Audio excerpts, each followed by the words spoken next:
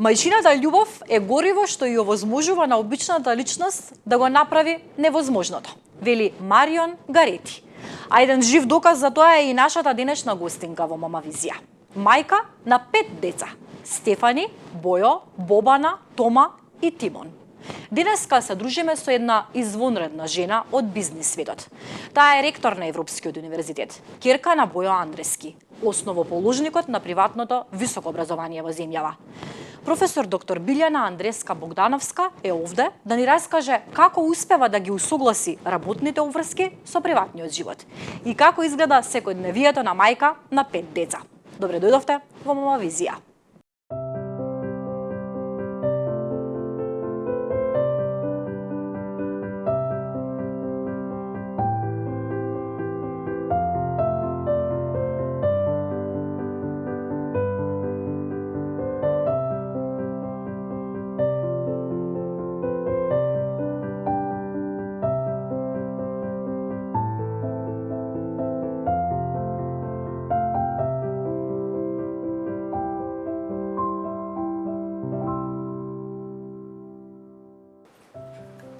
Таа е ректор на Европски универзитет, универзитетска професорка, но пред се мајка на 5 деца. Огромна чест и задоволство ми е што ќе имаме можност и прилика да се запознаеме со приказната на професор доктор Билјана Андреска Богдановска. Ви благодарам што ја прифативте поканата да зборувате за Мамавизија и добре ни дојдовте. Ви благодарам, добре ве најдов. Мајка на 5 деца, дополнително бизнис жена. Како изгледа животот во едно современо општество на мајка со 5 деца?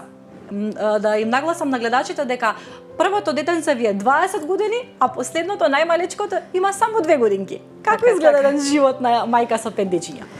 Секако дека и онака живееме во доста бурно и динамично време, каде што обврските ни престојат, создаваме некои цели, некој пат и повеќе од тоа што може да носиме, меѓутоа со една добра организација, со една вака умешност, посветеност и љубов, мислам дека може да се постигне, меѓутоа апсолутно со поддршка на најблиските. Да одиме со ред. Првото дете го добивате на која возраст? Може ли да ни откриете? Да. Всушност првото дете, Стефани, ми едноставно беше подарок, роденденски подарок, ја родив на мојот 24-ти роден ден. Тоа така не беше темпирано, беше случајно, мислам Господ така сакаше да биде. Така да на 24 години всушност реализирав како мајка за прв пат.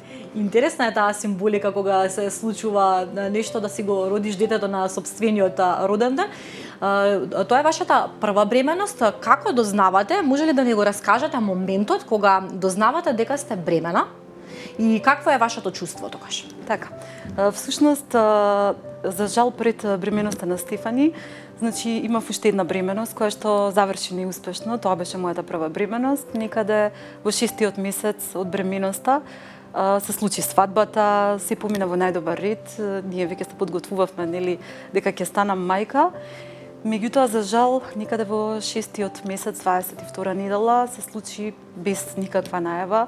Одеднаш се случи спонтан. Имаше обиди од докторот, сериозна борба, една недела веќе лежав и во болница, се стави тој цирклаш, меѓутоа, за жал, не успеав. Така да таа бременост заврши доста и емотивно страшно, затоа што и до тогаш и до пред тој момент, да речеме, реално, мојата возраст беше доста млада, се немав случајно со една вистинска состојба на загуба, на доктори, на болници и така натака. Го доживеав така доста травматично и докторот, бидејќи учествуваше цело време и како поддршка во целиот тој процес и во таа борба, така даде една сугестија малце да се рехабилитирам, затоа што беше емотивен момент, малце да се направи пауза до следната бременост, но веќе по 3 месеци од таа бременост ја веќе дознав дека веќе повторно сум бремена и едноставно се впуштив храбро повторно во тој процес, без разочарување, без откажување, со позитивна мисла дека овој пат ќе биде во ред. И така и беше, со оглед на тоа што имате така. Стефани, интересен е животот, какви предизвици, какви падови и подеми ни носи. Ајде моментот кога дознавате по тие 3 месеци таа стрекна вест, какво е вашето чувство, какви се вашите размислувања тогаш? Па сега, ако треба да го вратам вака сеќавањето во тој момент, Имаше и страф, морам да кажам, заради претходната загуба и сето тоа што всушност го поминав, бидејќи и тој спонтан не беше баш никој класичен, веќе беше пооформен плодот во 22 недела, беше на некој начин и раѓање. Беа измешани чувствата и на среќа и на радост, но и на повторно еден страф од тоа што ќе следи во следните 9 месеци, дали овој пат ќе биде се во ред. Секако дека нели еден аларм беше запален од страна на докторот дека овој пат треба да се оди со доста поголеми мерки на предпазливост и да се следат советите колку што се може максимално, а тоа бараше едно целосно мирување од моја страна, да речеме поставување на повторна цирклаж и така натака. Но и во тој период така се случија одредени турбуленции кои што фала му на Господ се надминаа.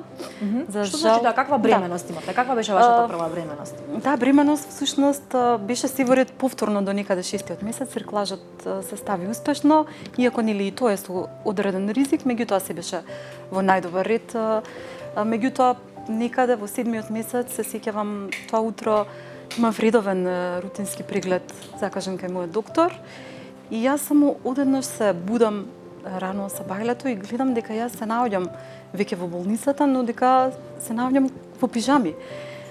Јас само почнувам да реагирам без да знам ништо зошто, како може јас да дојдам на преглед на среда на вака во пижами. Му се обраќам на мојот сопруг и он само ми вика: "Биби, полека, смирено, не ми кажува." Всушност јас во тој момент никој пат до тогаш најверојатно се случи некој хормонски дисбаланс или некоја причина која што до ден денешен не ја открив. Добив еден епилептичен напад во сон за кој што јас не се сеќавам. Сопругот мој бил сведок, бидејќи одеднаш само се случило згрчување на целото тело и така натака. Он тоа го забележал, видел нели една состојба и веднаш изреагирал. Јас бев во една несвесна состојба, се разбудив дури во болницата и тоа беше дополнителен страф и шок на се она што веќе нели го помина во еден период, меѓутоа истото се повтори уште 2 пати, значи во текот на таа бременост и не можеше ништо да се стори освен така да се препуштам на Господ, да верувам дека се ќе биде во ред и навистина се случи се да биде во ред, бидејќи во такви ситуации луѓето кои што го поминале тоа или го минуваат жените, навистина постои опасност, нели, да пукне водењакот во тој момент, да се случат и други компликации. Меѓутоа во мојот случај се беше излезе во најдобар ред, се породив природно. Да, како за прв пораѓај. Стефи беше навистина големо бебенце, 4 кила и 140-54 сантиметри, како за училиште спремна. Машала.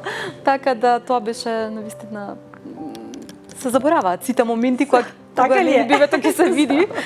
Да. Веќе сето тоа останува зад нас. Слушајќи вака уште во првите минути веќе неколку пати ме наеживте и се уште одно уште не знам по кој пат ја потврдуваме онаа реченица дека мајката навистина е многу силно човечко суштество, мајката е навистина поминува низ многу. Споредувајќи ги останатите бременности, ајде етапно да одиме, што се случува со втората бременост, дали е тоа планирана бременост? Многу ме интересира, имате 5 деца, тоа го планиравте, го сакавте? Сега ќе ви кажам, ајде првин тоа ќе ви го кажам. Всушност кога се запознав со мојот сопруг, нели пред да влеземе во брак, тој во една прилика ми вика: "Биби, јас многу сакам да имаме многу деца." Јас му викам: "Па добро, и јас би сакала." Он ми вика: "Ма јас сакам 5 да имаме." Јас вака само го погледнав, реков: "Добро, зошто да не?" Ние направивме некој младелачки договор, меѓутоа јас во тој момент не бев свесна дека навистина би имала и снага и волја за такво нешто, иако нели идејата да сме родители на 5 деца навистина ми звучеше како едно полно богатство. Меѓутоа во следната бременост, бидејќи нели ви кажав како почнаа компликациите, за жал во бременоста со Стефи, јас во тој момент значи продолжив и со терапии, со тие епилептични напади, не престанува, не завршува. Посетив многу доктори за да ја најдеме вистинската причина, бидејќи нити дотогаш, нити да речеме во семејството некој се соочил со таква состојба. Не сме имале таква појава и навистина сите ми велеа ќе помине хормонален дисбаланс, не се случува ништо страшно, меѓутоа верувајте, тие напади не поминуваа, значи се случува и тоа предизвика еден доста вака стресен период. Значи секое премордување на вечер.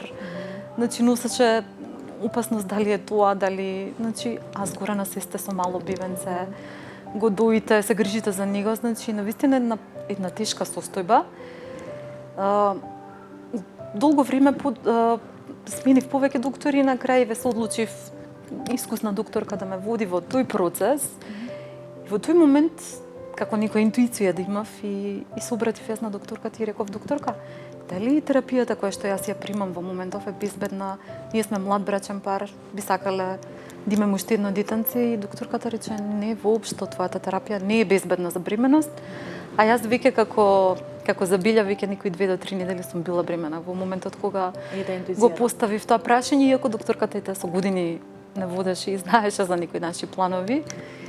И повторно ново искушение, што да се прави со таа бременост, дали да се прекине, па конзилиарно размислување помеѓу гинекологот, докторката што ме водеше заради таа состојба, неврологот, и педијаторот, нашата драга докторка која што е со нас исто така поддршка уште од ние доктор уште од времето на раѓањето на Стефи. И тука различно мислење и на крај, нели, се воспостави дека терапијата што ја примам навистина, ако може да се класифицира од прво до 10-то место, ќе се стави поштитност на прво место. Тој лек, па 10 празни места, па секој нареден да направи штета над плодот. Да.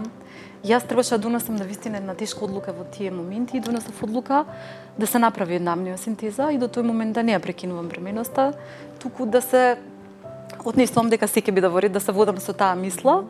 Се случи таа амниосинтеза и таа не покажа дека има некакви проблеми, меѓутоа проблемите малце подоцна се случија и дојда уште едно патешествие искушение. Во меѓувреме се роди, значи, Бојо, нашиот второ детенце, да.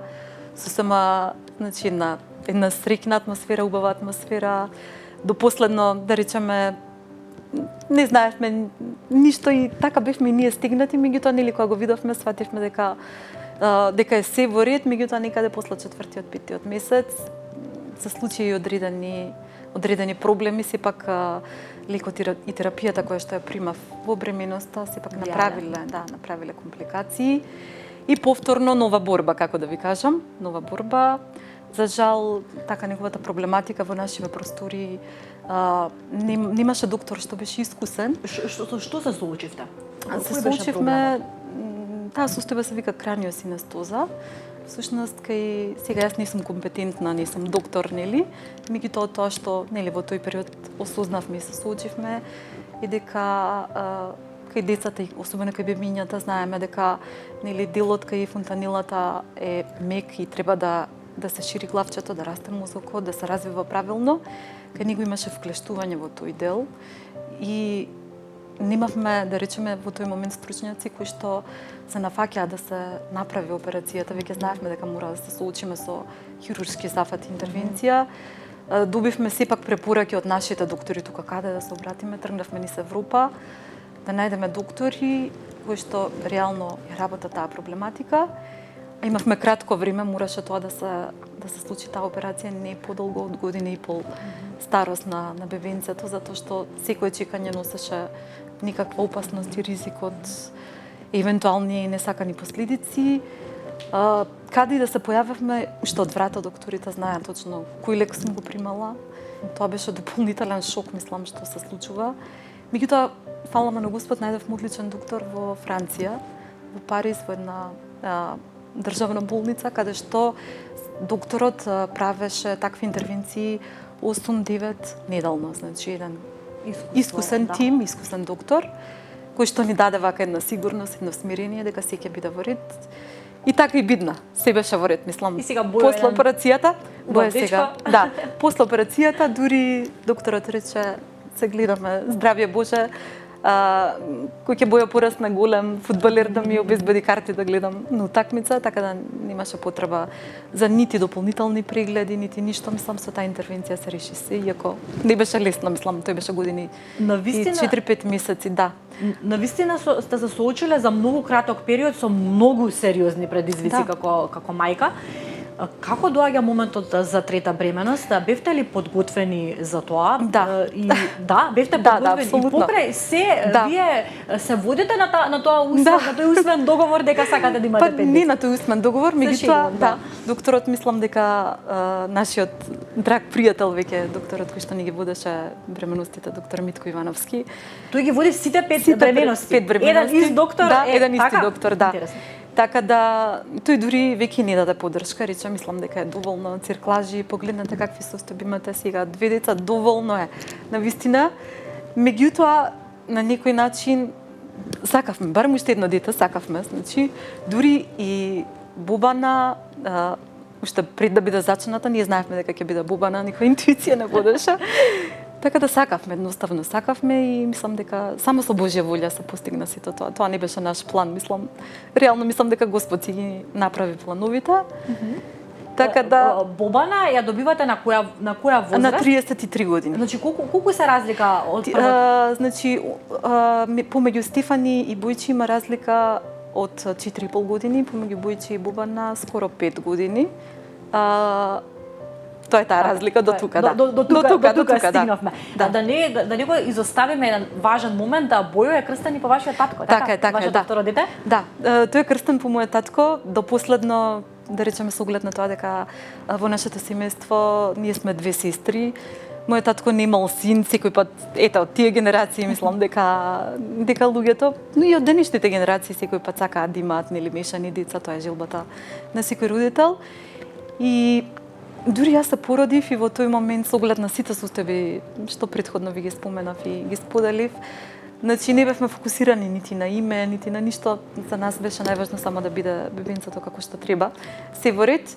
И кога се роди, мојот сопруг дојде и он ја донесе всушност одлуката, така без никаков притисок, сугестија од никого, ми рече дека сепак чувствува длабоко во себе дека ете немал мојот татко нели син да го направиме да биде горд дедо, да биде среќен во тој момент, ја донесе одлуката, дури по раѓањето им го соопшти тоа, јас дури бев во болница, така да беа среќни и радосни, мислам, дека се ради таа одлука. Вие сте 2 сестри, Така. вашиот сопруг се многодетно семејство, од каде потекнува желбата и потребата за многодетно семејство? Они се двајца браќа, исто како нас. Меѓутоа, бидејќи го спомнавте, еви, го спомнавме заедно мојот покоен татко, всушност тој беше најголемиот поттикнувач и поддржувач за оваа наша мисија. Се залагаше со секој можен начин, на секој можен начин да не стимулира, мотивира, поттикне, барем да имаме 4 деца. Значи, неговата желба беше тоа, пораѓањето особено на Бубана. Иако нели веќе имавме и кирка, син, кирка повторно, меѓутоа тој секој пат ни викаше, тој потекнуваше од семејство каде што беа 4 деца, он имаше 3 сестри, он беше Сепак најмлад. има некоја позадина и приказна. И он многу сакаше, значи секогаш ни велеше уште едно, направете го тоа. И на некој начин сигурна сум дека подсвесно и тоа имаше голема улога во нашата одлука дали веќе ќе се прошири семејството или ќе се остане на 3 деца. Стигнавме до третото. До третото, да. Третото детенце е Бобана. Каква Бобана, бременост имавте со Бобана? Како помина породувањето со неа? Може ли да ни раскажете дали конечно се одвива нормално? Стабилизира. Па да, со Бубанче имавме повторно, значи уште една мерка мораше уште еден цирклаж да се случи. Значи Бојче го родив исто така по природен пат, 2 пораѓаи кои што се случија по природен пат. И со Бубана имав уредна бременост, храбро се носев, не сакав да размислувам на ништо што веќе до тогаш поминавме, затоа што едноставно, стварно човек ако размислува ќе најде милион причини зошто не, само треба да се припушти со една силна верба дека се ќе биде во ред и да се доноси храбро со сите тие моменти. Со Бубана имав уредна бременост, никаде во 35-та недела, веќе до таму дојдов. Обично кога бременостите ми стигнуваат така до некоја поодмината бременост, веќе почнуваа некои аларми да се палат и почести контроли така натака и докторот веќе во 35-та недела ништо забележа дека не му се допаѓа. Само ме повика и ми рече, мислам дека нешто не е во ред, направи уште една амниосинтеза веднаш пред пораѓај и ми вика не ми се допаѓа. Утре те носам на пораѓај, бебето вика не на амниосинтезата покажа дека ни плуќата не е доволно зрела. Имаше кратко време за некои дози на зрење на плуќа да ставиме инекции, меѓутоа тоа беа неколку сати. Некоја такихардија покажа всушност кај бебето, кај плодот. Тој на ехо забележа дека е така доста умотана со попочната врвка околу вратчето. Само запали аларми и рече тргаме. Јас со целосна доверба, кон него мислам воопшто никакви сомнежи, му се припуштив, рече нема да се секираш. Бебето нема да диши, еве тоа го гледаме од амниосинтезата, но сега имаме силна апаратура, одличен тим, ќе ја ставиме на кислородна поддршка на апарати за дишење, се што треба ти биде спокојна. Тогаш се случи мојот прв царски пораѓај. Јас бев будна со спинална, бидејќи во тој период веќе напредна медицината, не беа оние класични анестезии.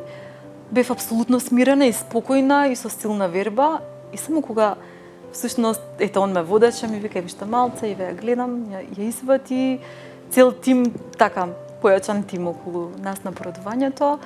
И во тој момент Бубана извади, Бубана почна да плаче и да диши сама. Тоа беше вака на големо изненадување, вака, мислам, пријатно, дури докторот, бидејќи нели параметрите не покажа, баш така беше шокиран од тој момент, дури често пати подоцна, нели додека му беше свежо сеќавањето, нели многу бивења потоа поминале низ негови раце, само рече не само што јас се шокирав, туку таа ме погледна толку бистро и остроумно, како да сакаше да ми прозбори што правите вие, така да само беше многу малецка. Се роди многу ситна, многу малецка, бидејќи на некој начин така беше гранична. Малецка, но силна женска. Силна и ден денес е така силна. 2 кила и 400 се роди, но се беше во ред, без денови на задршка, да речеме, се беше апсолутно убаво си напредуваше и така да со нејзе се релаксираа работите после сите искушенија, се беше во ред.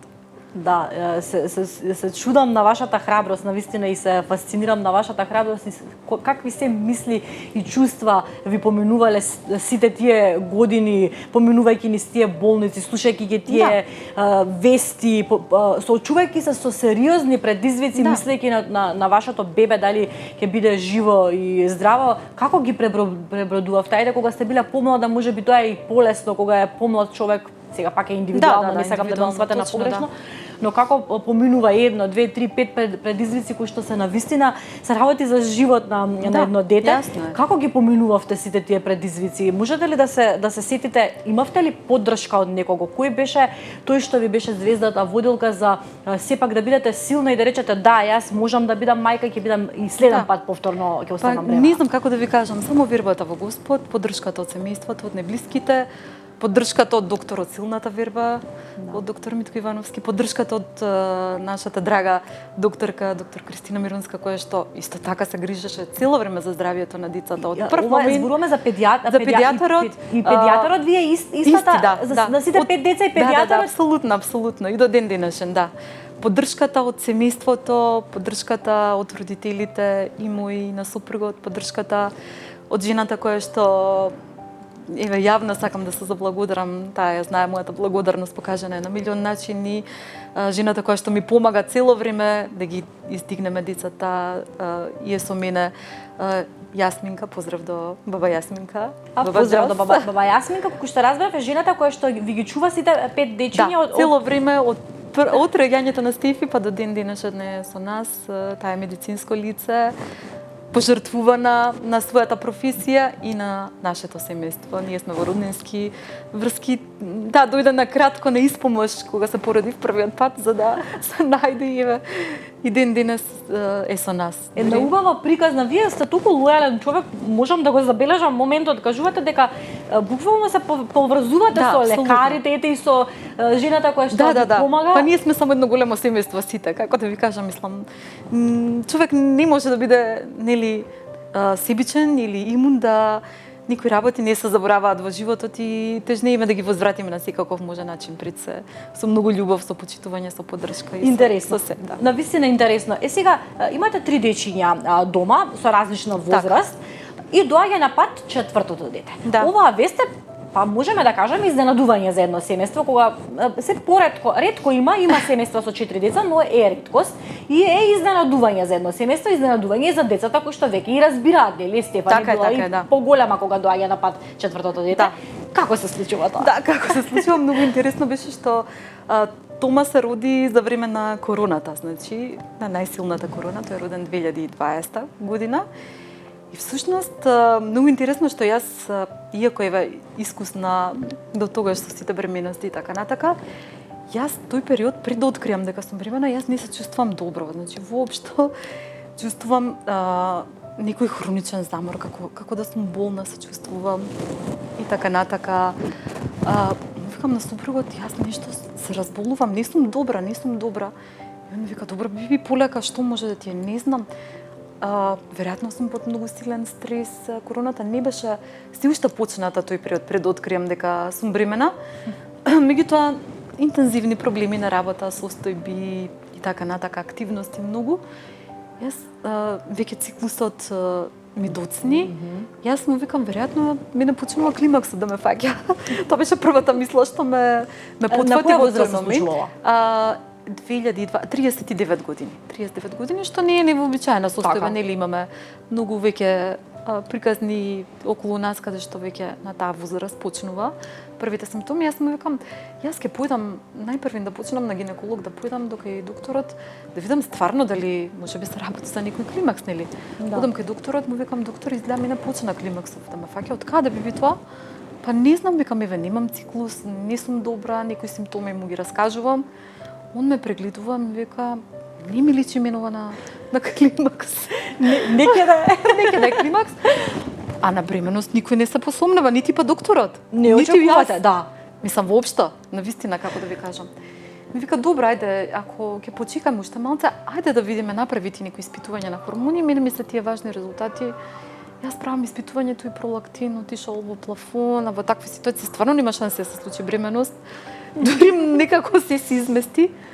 И ми вика, ако не ќе дадеме некоја терапија полека, не ми личи, веројатно си многу под стрес, нешто се рефлектирало. Добро, јас и понатаму, верувајте, не се чувствувам добро. Викам сега на супругот да продолжам други прегледи, да направам, да видам има некоја причина. Јас продолжувам. А тест не ви текнува? Не воопшто. И други прегледи правам. Нема да верувате, целосни, што до тогаш немам пракса. Не крвни слики, не ехо, не кардиолошки, не абдомен, не апсолутно ништо. Дури мамографија закажав, што ете до тогаш не направив пракса. Јас излегов од болницата, мамографијата ја заборавив. На среќа моја. Ние излеговме надвор од болницата, викам, леле, мамографијата не ја направив. И ми вика супругот да се вратиме. Ајде не, викам, ајде ќе оставиме за следен пат да видам овие резултати. И една пријателка ми вика да направиш ти еден тест, па каков тест? Јас на гинеколог бев се посетив, не сум добра и нема да верувате, по незино влијание го направив тој тест и тој покажа позитивен, а ја веќе сум била 13-та недела. Интересно. Замислете, да, воопшто не се осетив дека е можно таа состојба да и веќе кога го направив тестот, му звонам на докторот, докторе, не се видел, мислам тогаш била рана бременост во тој момент. Не се забележала. Не се забележала. Можеби јас го насочив вниманието на докторот на друга страна на климакс и така натака на стресна ситуација, меѓутоа излезе уште едно изненадување дека јас веќе сум бремена. Како поминува бременоста со Тома? Дали е... Па со Тома помина, да, баш мирно. Тома беше многу хиперактивен во мојот стомак. За големо изненадување во тој момент некако се случи повторно некое чудо, а тоа е дека така докторот процени дека грлото на матката е овој пат добро и дека ќе се обидеме без цирклаж да поминеме оваа бременост. Што нели вообичаено со секоја наредна бременост обично нели попушта и матката и целиот тој процес, тука излезе обратно и така успеавме. Браво. Да поминам бременоста баш како што треба. Вака да речам еден школски пример. Со исклучок повторно некаде беше 6 мај, Тома е роден на 7 мај. На 6 мај јас имав закажан редовен преглед, веќе бев некаде 37-8 недела. И јас веќе утрото почувствував дека почнаа контракциите, почнаа првите болки. Му звонам на докторот, доктор изгледа започна процесот, он ми вика ајде брзо дојди, остави го терминот, ургентно ќе те ставам на едно ЦТГ да видиме. Ми вика да.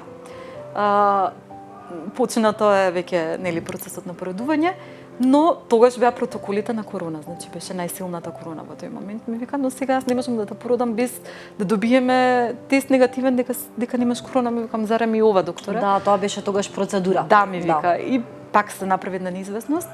И ми вика, ајде оди направи го тестот и брзо враќај се. Јас му викам, доктора, а те молам додека излезе резултатот, барем Стефи да ја запишеме средна школа, може ли? А тоа е тука. Он ме гледа, ми вика, биби со болки си, ки издржал. И јас го искористив тој момент додека чекавме, како се вика, моментот се погоди со моментот на уписот за средна школа. Му викам на сопругот, дај да однесеме документи да ја запишеме Стефи. Уф, некако се однесаа документите. Ми се јави докторот, ми вика, добро е све, немаш корона, доаѓај. И така да... Вие тогаш се породувате во истиот ден кога ја запишувате...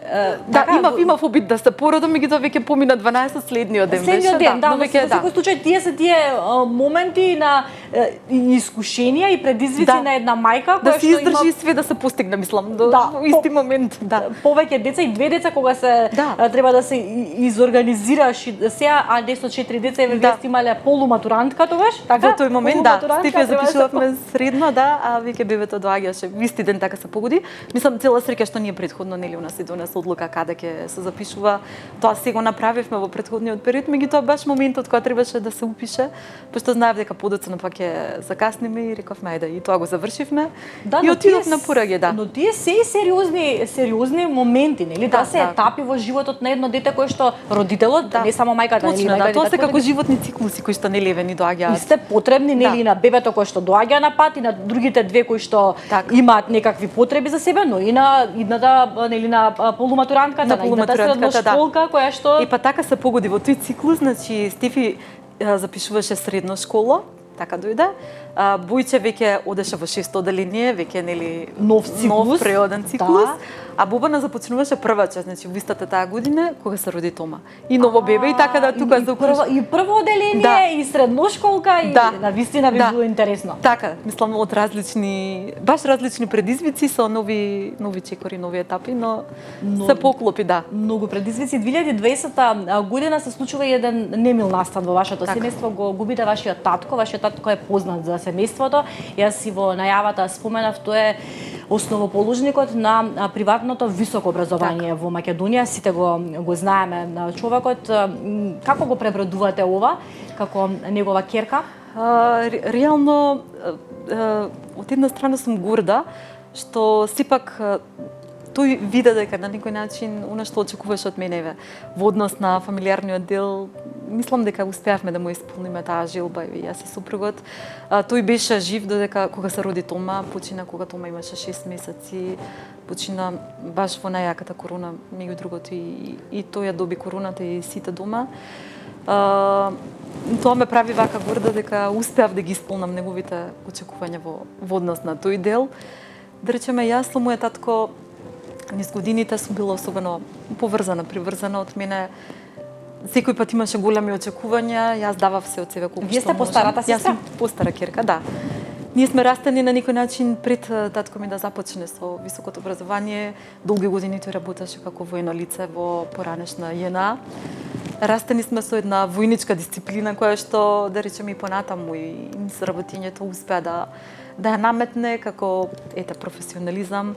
Но таа дисциплина ја бараше од сите, мислам, почнувајќи од нас, па до сите луѓе кои што работеа во тој период. Во смисла беше многу педантен, прецизен, сакаше точност при вршењето на работа, да не се доцни, да се исполнуваат работните обврски и така натака. Беше навистина од тој аспект доста специфичен и верувам дека успехот, клучот на неговиот успех се криеше токму во таа дисциплина и во таа енергичност која што ја поседуваше. Неговата загуба, тоа што ме прашавте, и неговото отсуство навистина не погоди сите, мислам, секој го преживеавме тоа на свој начин. До ден денес се чувствува таа загуба, повеќе ништо не е исто од како него го нема. Меѓутоа секој пат сакаме со гордост да се сеќаваме на сите моменти на кои што сме ги научиле од него. Од него ги добивме. Што вие научивте од него? Па јас ги добив најголемите животни школа што може еден човек да ги добие, бидејќи буквално и професионално растев, седејќи до него, тоа ми беше и обврска и должност, да седам па макар и да слушам како се водат некои состаноци, некои разговори. Научив многу работи како треба, дури научив и некои работи како не треба. Пред се научив дека треба да си многу посветен кон работата, значи за да си успешен во било која сфера, во било која област, без толку голема жртва, значи просто нема шанси да се успее. Тој беше по природа неуморен, дури не спиеше некои 4-5 часа, него му беа доволни во денот. Остатокот од времето, значи беше навистина многу посветен на работата, дури и во слободни денови, кога бевме вака и во фамилиарни денови, тој често пати знаеше да размисли на некоја тема. Иако бевме помлади, се консултираше многу со нас, да речеме, помладите, што јас еве сакам да го слушнам секој пат мислењето исто така и од моите деца, особено од Стефи, од Бојче, од внуците и од младите луѓе со кои што сум соочена, да речеме и на универзитетот често пати имам прилика со млади луѓе да разговарам. Кога ќе се спои искуството со младоста, со сегашниот момент, тренд и така натака, тука некаде е клучот на, да речеме, на успехот, да се најдеш себе си, бидејќи некој пат нели генерациите се менуваат, трендовите се менуваат, но треба да ги следиме на некој начин. Тоа беше и поракот од мојот татко секој пат. Он беше, пак кажувам, доста неуморен на полето на образованието, но на полето на работата, но исто така и неуморен во давање на љубов, на семејство. Имаше секој пат во нашиот дом, значи вратите беа широко отворени за многу пријатели нивни, за роднини и така натака. Од него научив дека тој никој пат не се случуваше да не крене телефон на некого, значи колку и да беше зафатен, не се случуваше некој ако го чекаше пред вратата тој да не го прими, значи тоа беа главните лекции за тоа, затоа што беше голем човек пред се.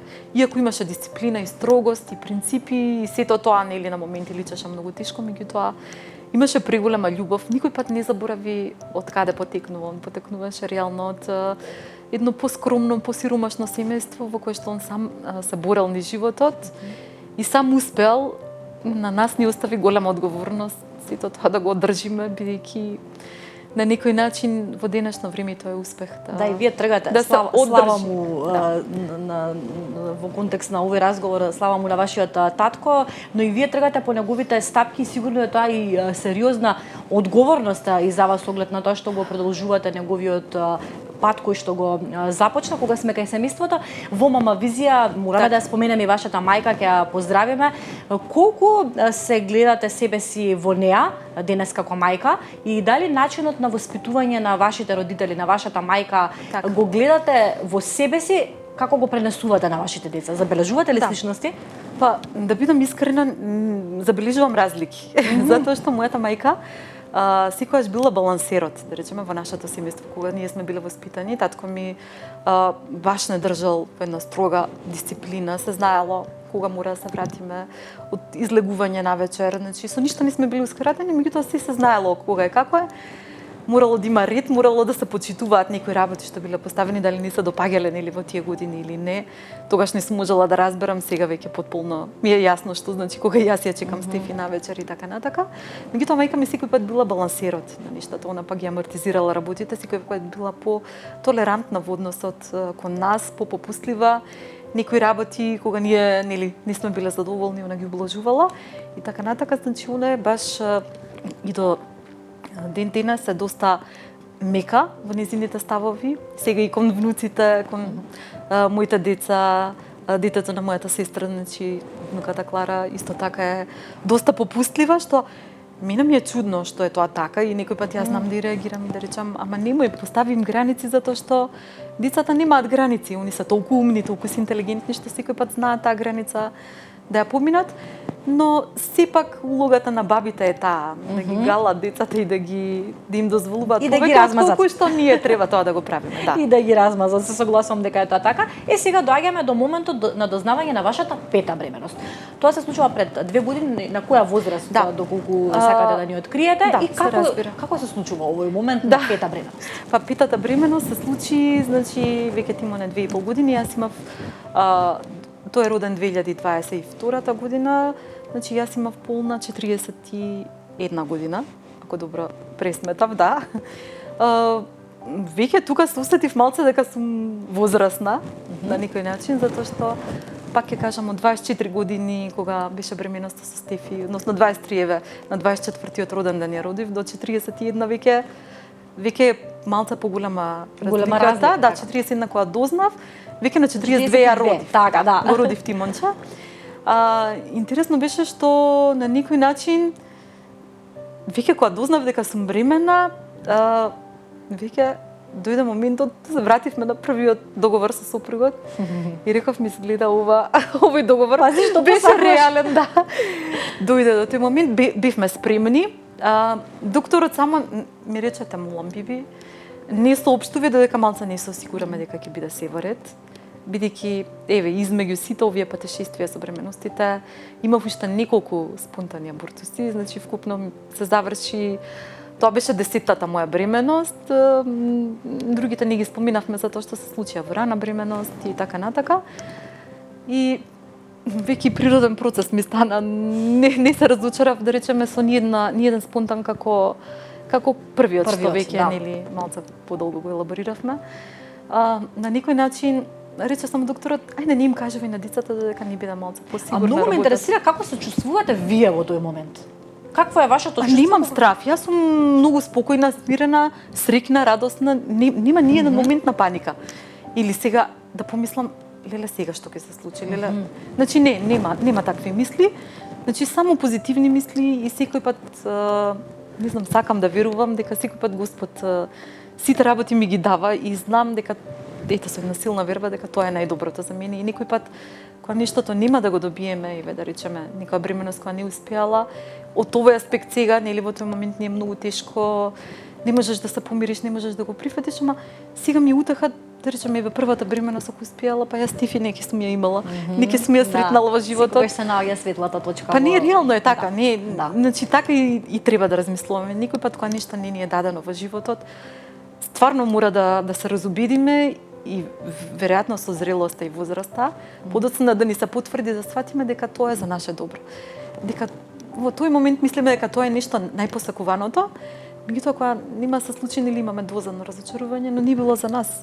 Да. После тоа нешто друго веројатно уште подобро ни престои. Има зошто. Па да. Да го споменеме вашиот сопруг, кажете ми како тој во целата ова приказ да се вклопува, како реагира, каков татко е и како реагира на вашата пета бременост.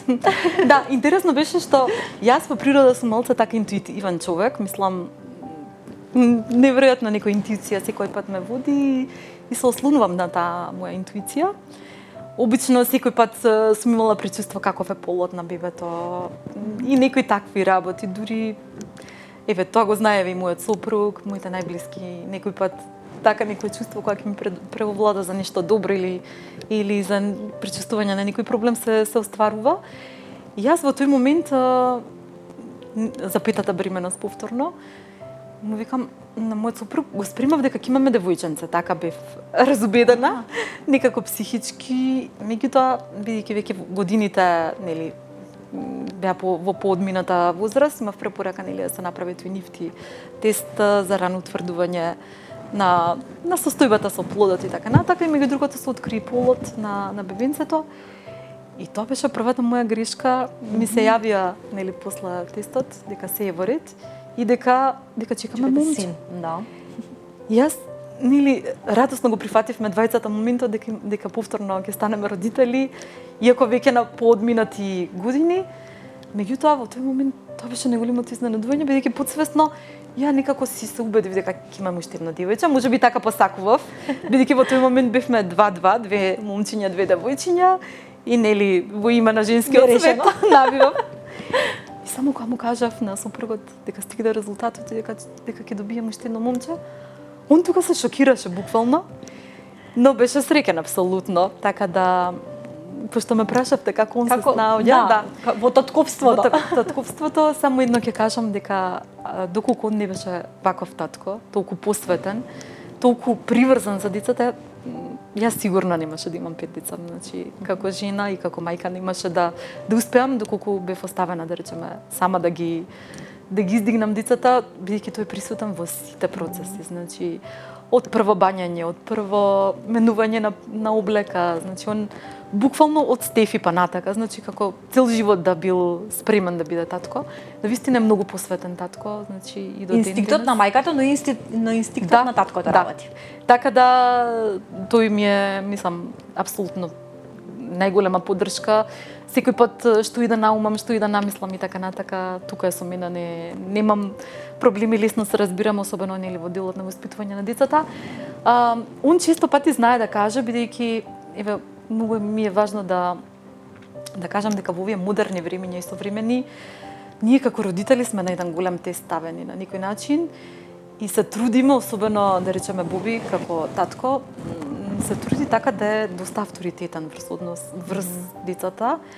Он е многу вака френдли, многу пријателски настроен со нив, е многу близок и така натака. Секој ден значи има игри, децата го обожуваат, буквално во секоја смисла на зборот има идол, особено на машките деца, па и на девојчињата секако. Тој е херој за девојчињата, но на никој начин он појасно ја поставува границата на авторитет, родител, деца, бидејќи често пати еве јас како мајка некој пат знам и да бидам малку попопустлива.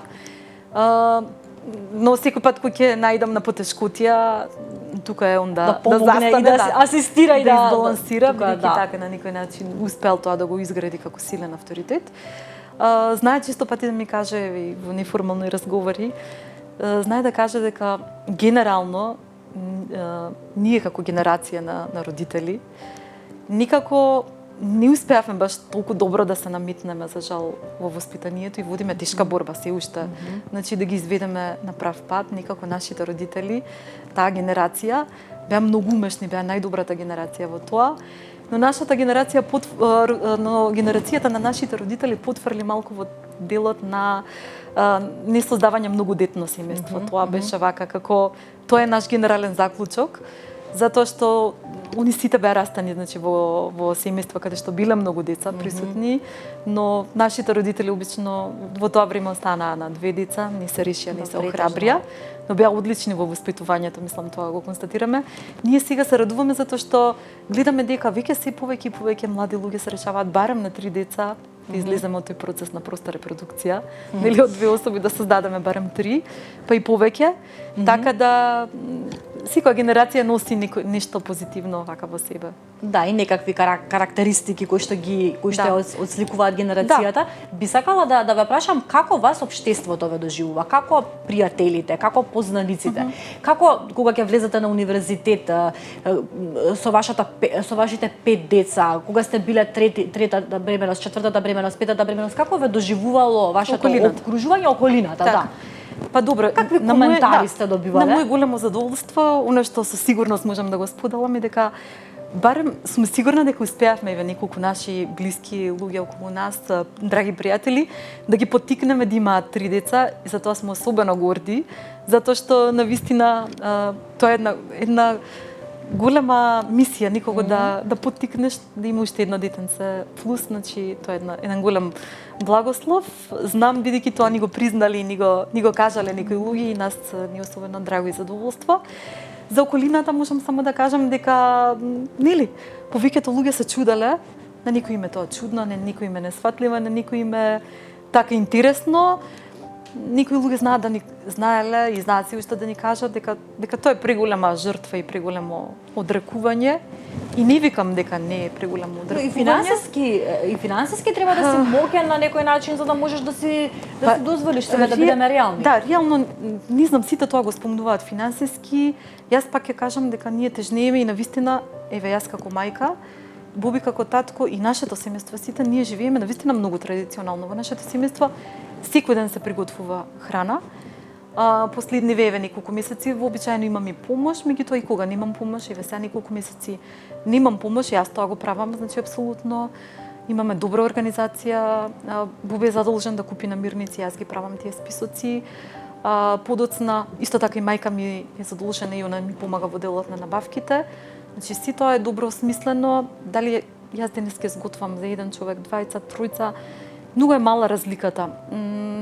Да речеме, во тие издатоци, не можам да кажам дека е огромна. Најголемиот издаток е всушност човек кој ќе роди едно детенце. Тука се сите издатоци. Натаму верувајте дека си се користи од реквизити, ние се уште ги користиме истите реквизити, истото бебешко креветче, истите па добар дел од лиштата ги чуваме од кејф нормално купуваме сите, но верувајте ми дека тоа не е неопходно. Тоа се нашите луксузи, како да кажам. Храната, готвењето си ја замисли вашата трапезарија. Колку преубаво личи полна маса со 5 дечиња. И не само тоа, значи се готви, јас секој пат ги пречекувам децава да се вратат од училиште, да ги седнам да ги најадам.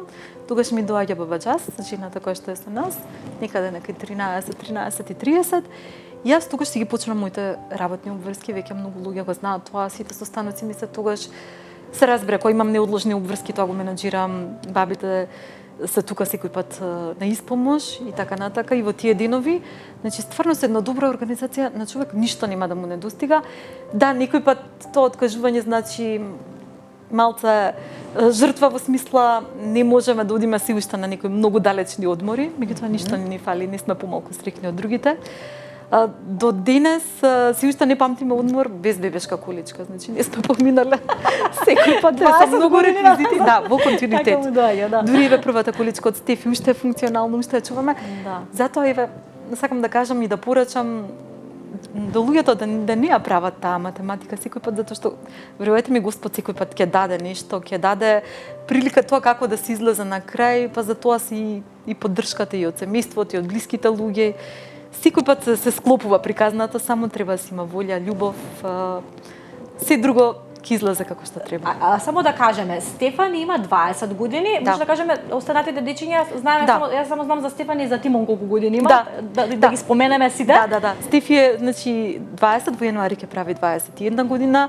Таа е голема девојка, веќе е на студии, вози кола, ужива во таа функција и доволно е што ќе ми помогне, да речеме, што ќе ја земе бубанче од некој курс или ќе ги разнесе децава по некој детски роден ден во некои моменти кога јас не успеам и не умеам.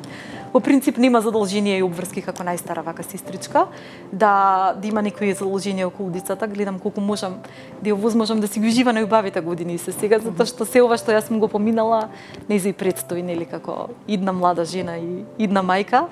Така да, но она има многу голем кејф да ги земе децата, сите, особено Тома, четвртото дете, и да го носи по кафичите. Тоа она ужива во таа улога и Тома со нејзе и незиното друштво, значи сите уживаат во тоа присуство, дури често пати знаат незините другарки да дојдат, само да си поиграат со Тимон и Тома, затоа што тие се више големи, а излегле од тој континуитет да гледаат мали братчиња, сестричиња околу нив, им е многу забавно и интересно.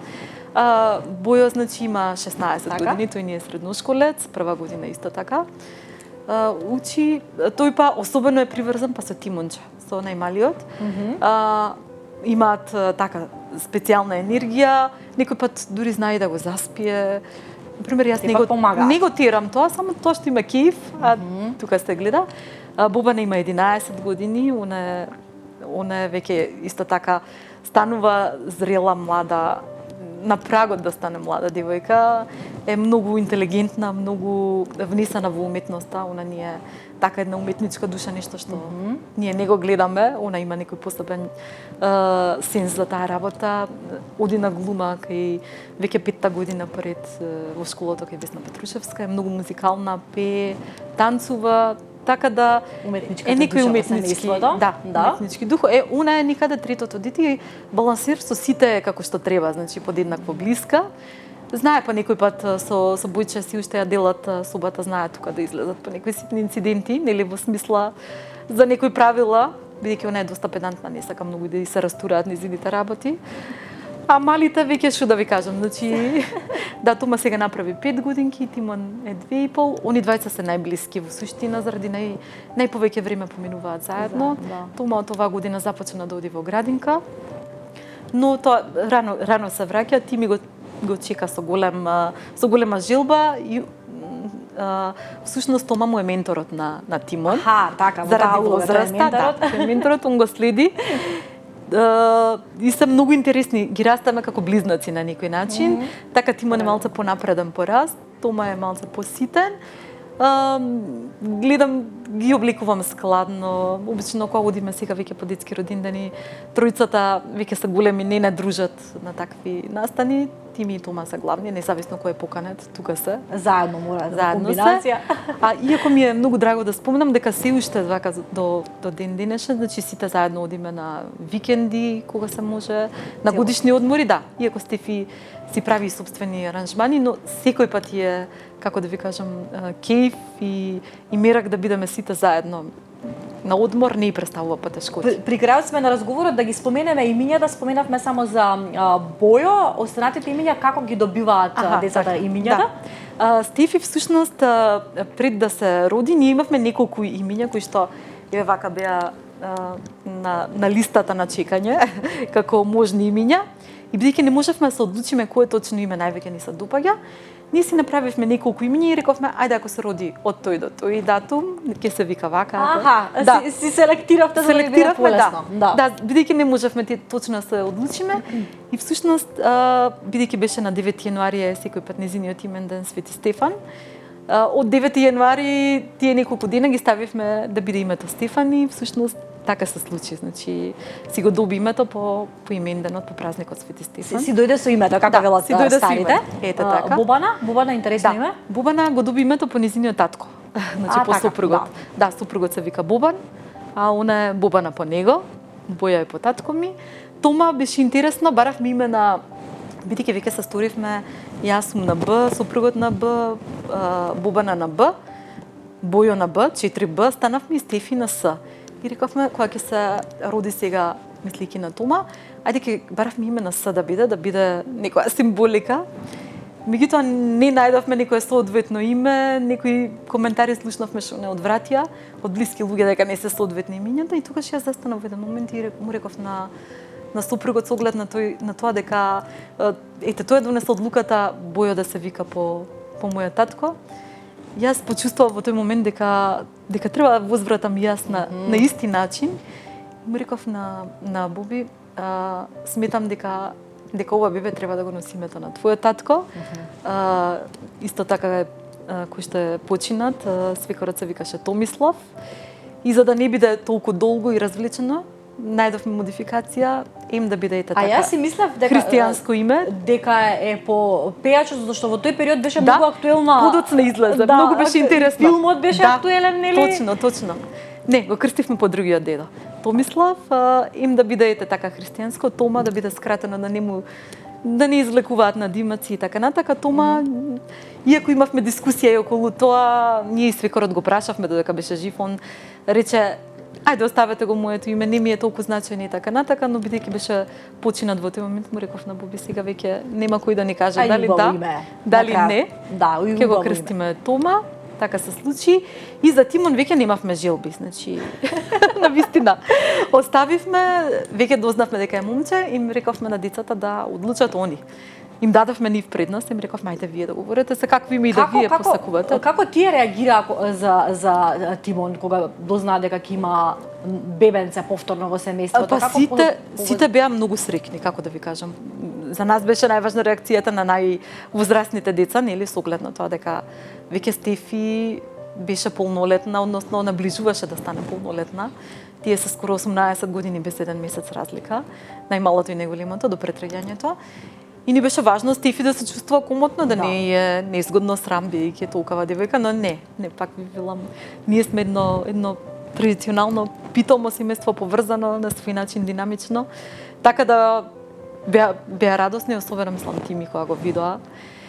И оставив, значи, они да го донесат, одлуката околу името.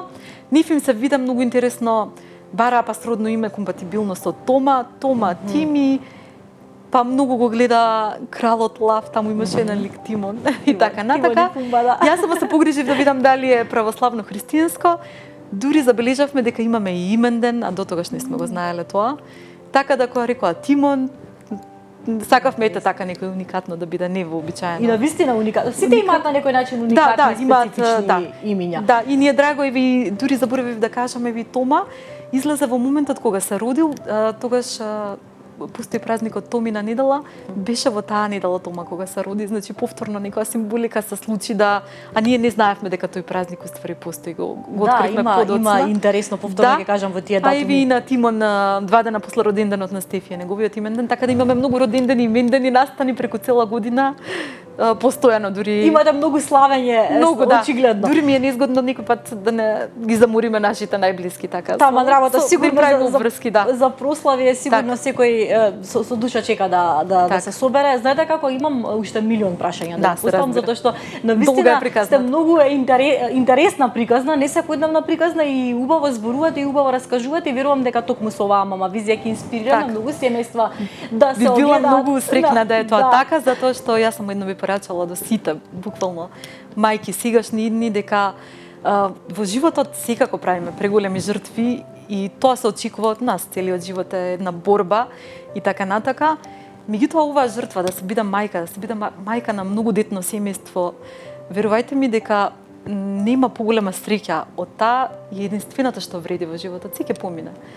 И кариера, и обврски, и се што сега не личи многу далечно и тешко, се ќе помине, се заборава, меѓутоа тоа останува. Всушност тоа е неголемата гордост која што еден човек може да се закити со таа титула. Еве јас навистина во овој момент покрај не знам колку титули и обврски и така натака, верувајте ми дека оваа ми е најдрагата, да сум горда мајка на 5 здрави, силни, интелигентни, интересни деца и мојата најголема гордост и моја и на сопругот и ние уживаме во таа улога, па сега од овој аспект, особено со доаѓањето на петтото дете, можеби ни е најбитното од све друго што сме поминале во животот, бидејќи знам дека тоа ќе остане. Да, така е, останува и само уште за крај една мисла, една порака, една ваша визија за вашето семејство во Мама Визија, за нешто што останува и ете вашите деца во иднина ќе можат на YouTube да го погледнат. Па јас само би сакала да еве како една визија, една порака, навистина не знам колку ќе успееме во овие турбулентни времења да останеме и понатаму блиски, така натака, ќе дојдат и нови членови, ќе се прошири семејството. Меѓутоа јас цело време упатувам порака и таа ми е најголемата желба, нели, они да останат јадрото на семејството, што и да е посакувам и правиме се од себе да ги воспитаме да бидат многу блиски, бидејќи нема поголемо богатство од тоа да се симаат едни со други. Некој пат знае, некој нешто да ме така задрма и мене, затоа што си правам некои калкулации, знам дека се они сега нови генерации, си велам, можеби нема да дочекаме Тимон да го жениме и така натака, Стефи мама не тоа да го стори, затоа што не знаеме таа граница се поместува. А најважно нешто што навистина се трудиме и веќе имаме ветување од Стефи, а она го крши мразот и другите ја следат, тоа е во нашиот пример, и да не ни ги ускратат можностите да уживаме во традиционално семејство, во традиционална свадба, тоа имаме ветување од Стефи. Буквално, дури имаме ветување дека барем 3 деца од нејзе, ако Господ и даде здравје и секако што треба, дека ќе успее да ни израдува со такво нешто. Значи се трудиме со пример да им доловиме како треба, помал се со зборување. Секој пат примерот е посилен и делата се посилни од било кои зборови. Навистина ме обсипавте со многу убава енергија, со многу љубов. Верувам дека успеавме тоа да го пренесеме на нашите гледачи. Од срце ви благодарам што ја прифативте веднаш поканата, ќе го кажам тоа на гледачите без размислување. Да ве одбијам на вашата љубезност. Ви благодарам затоа што навистина ве немало да зборувате за вашиот приватен живот и верувам дека ќе биде интересно за нашите гледачи. Од срце ви благодарам, а вам почитувани, ви благодарам што погледнавте уште една Мама Визија.